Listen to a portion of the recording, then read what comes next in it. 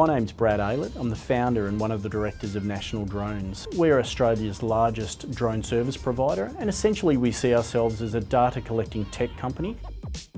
We're operating in a highly regulated aviation sector, and with that comes processes and procedures that involves lots of documentation. Our operating docs provide ease of access to our operating procedures, essentially. And more than that, operating docs is a communication tool for our entire organisation.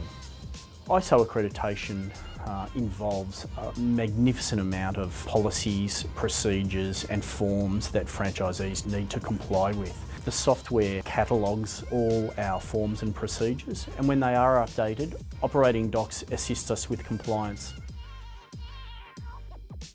From a franchisor perspective, the software is extremely easy to use, whether we're updating an operational procedure or we're tracking the compliance of an individual franchisee.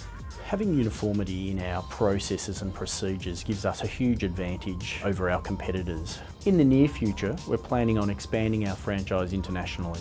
Operating docs will make that process so much easier for us by providing us with a powerful platform to house our many processes and procedures. To be honest, we couldn't imagine running this business without it.